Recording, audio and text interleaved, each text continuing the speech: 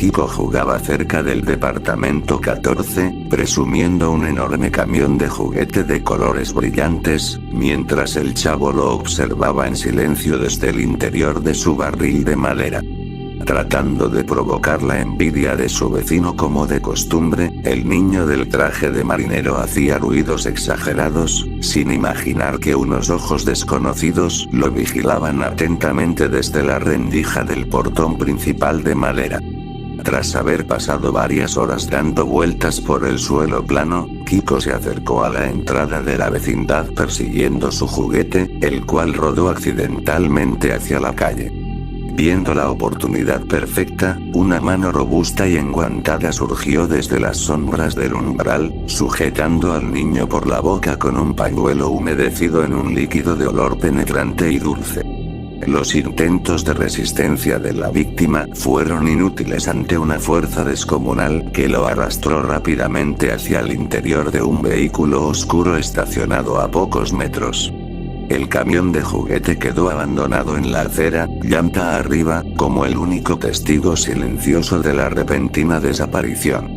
Mientras tanto, en el interior de la vecindad, la rutina continuaba ignorando la tragedia que acababa de desatarse. Don Ramón salió apresuradamente del departamento 72, vistiendo su gastada playera negra y su gorro de mezclilla, mirando de un lado a otro para asegurarse de que el cobrador no estuviera cerca.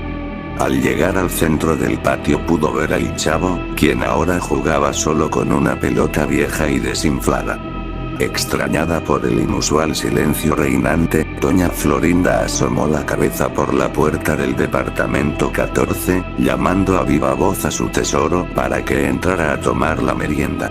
Al no recibir la habitual respuesta caprichosa de su hijo, una ligera sospecha cruzó por su mente, obligándola a caminar por el cemento plano hacia el departamento vecino. Preguntándole a don Ramón con su característico tono de superioridad y desprecio si había visto al niño, recibió una negativa rotunda por parte del hombre, quien afirmó haber salido apenas unos segundos atrás. Sintiéndose ofendida pero visiblemente preocupada, la mujer cruzó el portón de madera y vio el juguete tirado en la acera, confirmando que algo andaba muy mal. La desesperación se apoderó de ella de forma inmediata, rompiendo su usual postura altiva mientras regresaba al patio gritando el nombre de su hijo. Ya siendo el mediodía, el ambiente de la vecindad se tornó denso y opresivo. El señor Barriga cruzó el portón de madera sosteniendo firmemente su maletín, dispuesto a cobrar los 14 meses de renta acumulados, pero se detuvo al notar el caos reinante.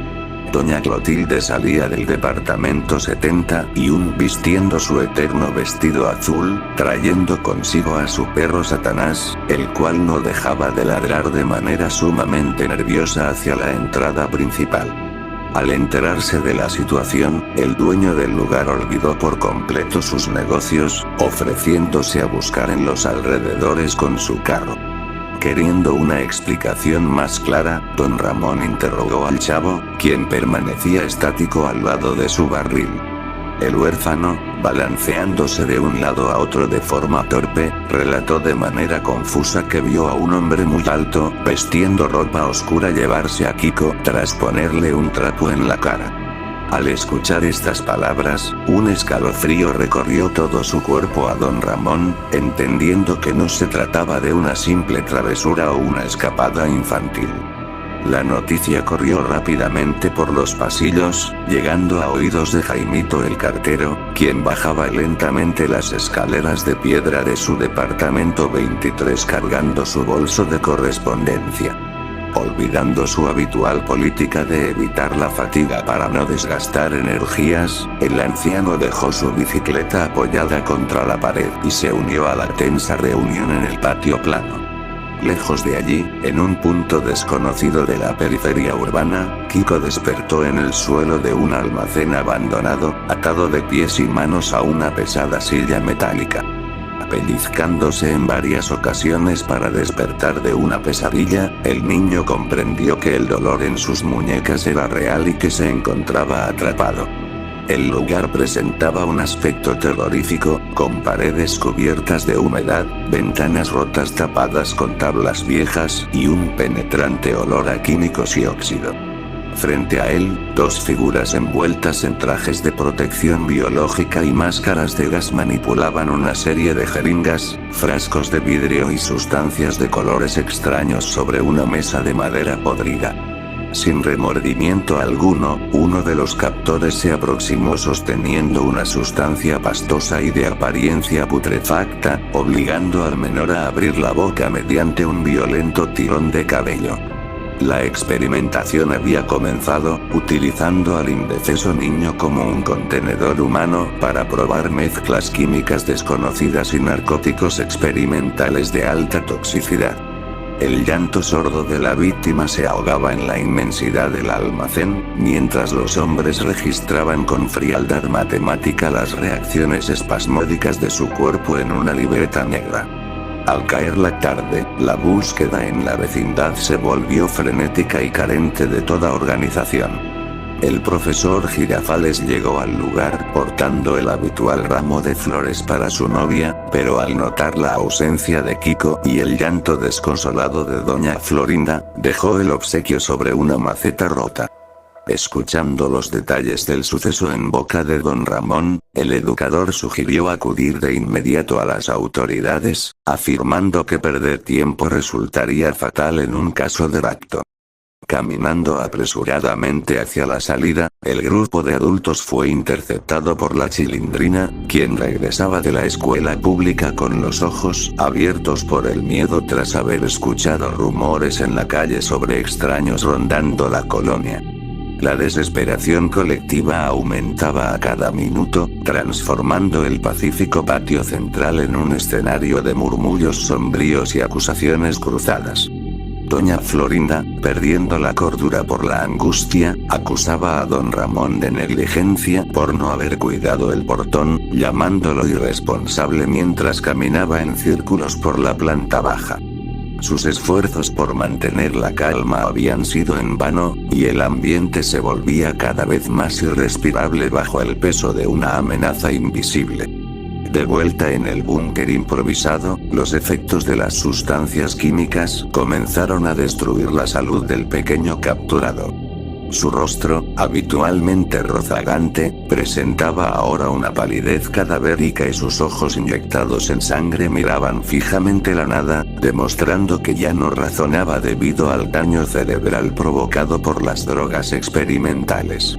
Los captores, inmutables ante el sufrimiento, continuaban inyectando compuestos sintéticos en sus venas, buscando medir los límites de la resistencia humana ante sobredosis controladas.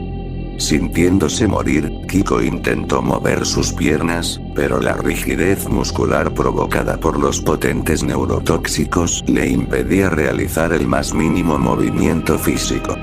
Uno de los hombres comentó con total frialdad que los niveles de toxicidad en la sangre estaban llegando al punto crítico, preparando una última dosis masiva para concluir la fase inicial del macabro experimento. El niño, sumido en un dolor indescriptible que quemaba sus entrañas, solo deseaba que todo acabara de una vez por todas, perdiendo el conocimiento mientras la jeringa se vaciaba nuevamente en su torrente sanguíneo. Ya siendo de noche, la oscuridad se cernía sobre el primer patio de la vecindad con una pesadez insoportable, transformando las familiares paredes en sombras amenazantes. Don Ramón y el profesor Girafales regresaron de la comisaría con los rostros desencajados, informando a doña Florinda que la policía se negaba a iniciar una búsqueda formal hasta que hubieran pasado 72 horas de la desaparición. Al escuchar la noticia, la desesperación se apoderó de ella por completo, cayendo de rodillas sobre el suelo plano del patio mientras comenzaba a llorar desconsoladamente, golpeando el pavimento con sus puños cerrados. Doña Clotilde intentó consolarla sosteniéndola por los hombros, pero la exhausta madre la apartó con brusquedad, manifestando que nadie en ese maldito lugar entendía el dolor de perder a un hijo. Viendo que los canales legales eran inútiles en ese momento crítico, el señor Barriga subió de inmediato a su carro en compañía de Jaimito el cartero, decididos a recorrer las avenidas principales y los callejones oscuros de los alrededores con la esperanza de hallar alguna pista del vehículo sospechoso. Tras haber pasado varias horas dando vueltas sin rumbo fijo por las colonias vecinas, los esfuerzos de los hombres habían sido en vano, ya que las calles lucían completamente desiertas bajo la mortecina luz del alumbrado público. Mientras tanto, en el interior del almacén abandonado, el calvario de Kiko continuaba sin tregua alguna bajo el implacable escrutinio de sus captores. Despertando a duras penas de un profundo estado de estupor, el niño experimentó una violenta racha de convulsiones provocada por la última mezcla de estimulantes sintéticos que corría por sus venas. Uno de los sujetos de traje protector le sujetó la cabeza con fuerza descomunal, introduciendo un termómetro en su boca para registrar el alarmante aumento de su temperatura corporal. El aspecto del menor era ahora verdaderamente terrorífico, con los labios partidos y resecos, manchas purpúreas extendiéndose por su cuello y una intensa sudoración fría que empapaba por completo su traje de marinero. Sin remordimiento alguno por el evidente sufrimiento de la criatura, los químicos prepararon una nueva solución líquida de color amarillento, forzándolo a tragar el compuesto directamente de un frasco de vidrio graduado. Estando más tranquila la vecindad debido al agotamiento físico de sus habitantes, la chilindrina caminaba de un lado a otro por el pasillo que conectaba al segundo patio, sosteniendo una vieja linterna de pilas. La niña le confesó a su padre que sentía un presentimiento terrible, afirmando que un olor sumamente extraño, similar al de la pintura quemada y los ácidos, flotaba en el aire proveniente del lúgubre tercer patio. Intrigado y temeroso por la seguridad de los niños, don Ramón tomó un trozo de madera pesada a modo de defensa y se adentró en la zona más descuidada de la propiedad, esquivando los escombros y las paredes deterioradas del fondo. Al llegar al departamento número 8 pudo ver al chavo metido en un rincón, temblando de forma incontrolable y con los ojos desorbitados por el pánico. Al intentar interrogarlo sobre lo que ocurría, el huérfano simplemente quedó sumido en un estado de rigidez absoluta, víctima de una severa garrotera que le impedía articular palabra alguna sobre lo que su perturbada mente recordaba del secuestro. Queriendo reanimar al pequeño para obtener respuestas urgentes, don Ramón corrió hacia las lavanderías del primer patio, llenando una cubeta con agua helada para arrojársela encima sin contemplaciones. Tras reaccionar con un violento escalofrío que recorrió todo su cuerpo, el chavo comenzó a balbucear con torpeza, repitiendo constantemente que los hombres malos se dirigieron hacia los viejos depósitos industriales ubicados detrás de las vías del tren. Entendiendo la gravedad del testimonio, el profesor Girafales convocó de inmediato a todos los adultos disponibles en la planta baja, organizando una brigada civil de rescate a pie antes de que fuera demasiado tarde.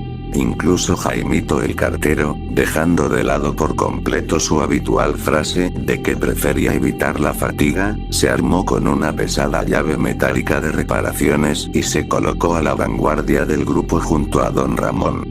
La comitiva cruzó con rapidez el portón principal de madera, adentrándose en las peligrosas calles de la periferia con la firme convicción de que el tiempo se les agotaba. A un par de kilómetros de distancia, las funciones vitales del pequeño Kiko comenzaban a colapsar de forma definitiva debido a la acumulación de neurotoxinas experimentales en su organismo. El niño ya no razonaba en lo absoluto, emitiendo únicamente gemidos ahogados mientras su mirada se perdía de forma fija en las vigas del techo cubiertas de telarañas. Los criminales, al notar que los espasmos musculares cesaban y que el pulso cardíaco de la víctima se volvía extremadamente débil y errático, comprendieron que la resistencia biológica del sujeto de pruebas había llegado a su fin absoluto.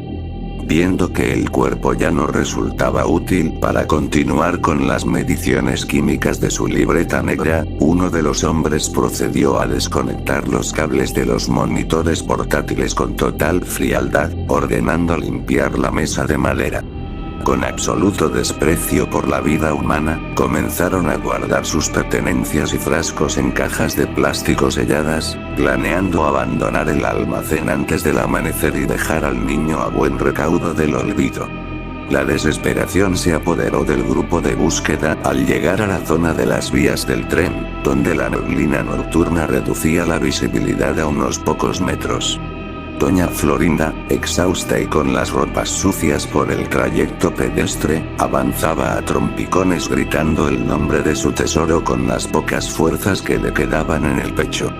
A lo lejos, las siluetas de varios galpones fabriles abandonados se recortaban contra el cielo oscuro, proyectando un aire lúgubre que helaba la sangre de los vecinos. Don Ramón observó huellas recientes de neumáticos impresas en el lodo del camino de tierra, señalando hacia la estructura más grande y deteriorada del complejo.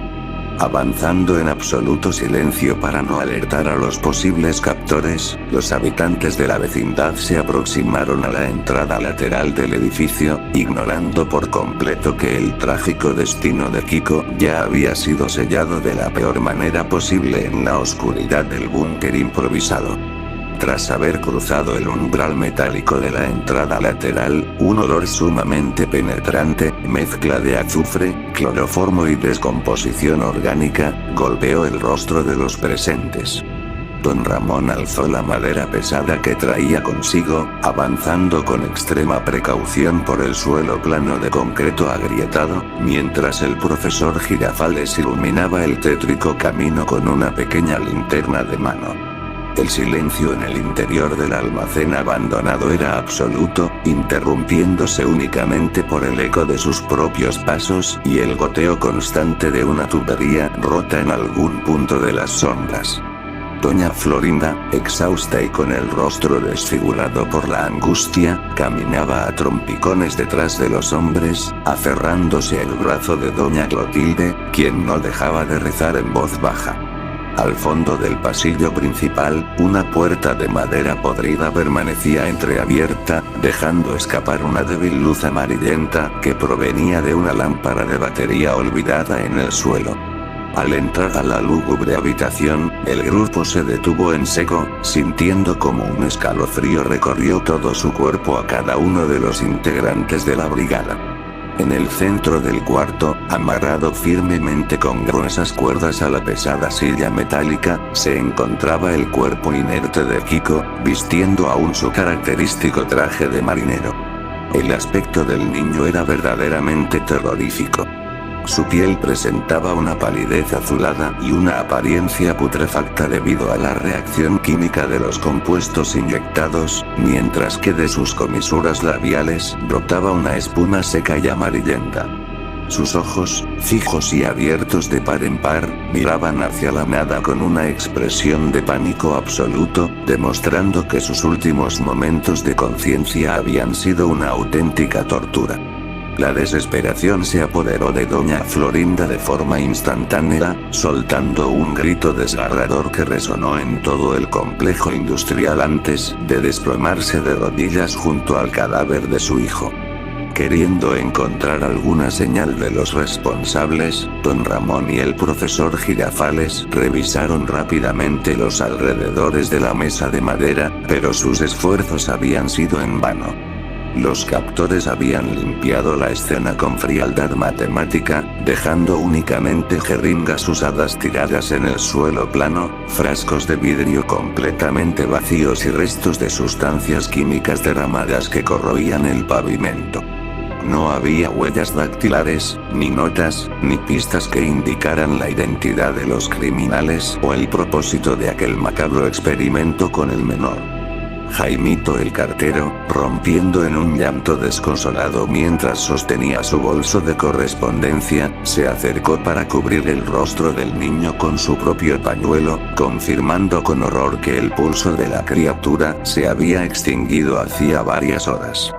Ya siendo el amanecer, la noticia del trágico desenlace llegó a la vecindad, tiñendo el primer patio de un luto pesado e imborrable. El señor Barriga regresó en su carro junto a las autoridades locales, quienes acordonaron el depósito abandonado, dictaminando que la causa del deceso correspondía a un paro cardiorrespiratorio masivo provocado por sobredosis de narcóticos experimentales de alta toxicidad. Sin embargo, debido a la falta de pruebas y a la limpieza profesional del búnker improvisado, los oficiales declararon el caso como archivado por falta de sospechosos, dejando el crimen en la total impunidad. Los culpables se habían esfumado en la inmensidad de la ciudad sin dejar el más mínimo rastro a buen recaudo de la ley. De vuelta en la propiedad, la atmósfera se volvió sumamente lúgubre y desolada, perdiendo por completo la alegría de los días de juegos. La Chilindrina permanecía sentada en las escaleras de piedra que subían al departamento 23, mirando con tristeza el camión de juguete de Kiko que aún seguía sobre la acera. El chavo, metido en el fondo de su barril de madera, ya no razonaba ni hablaba con nadie, quedando sumido en un silencio permanente tras el fuerte trauma de presenciar el rapto de su amigo.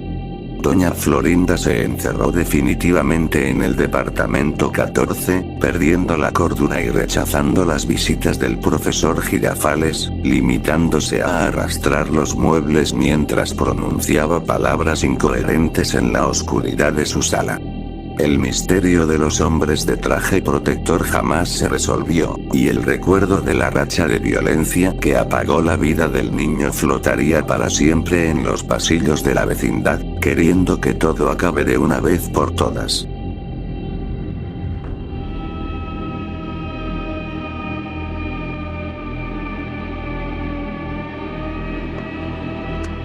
¡Toma! No te doy otra más porque presta para que te salga.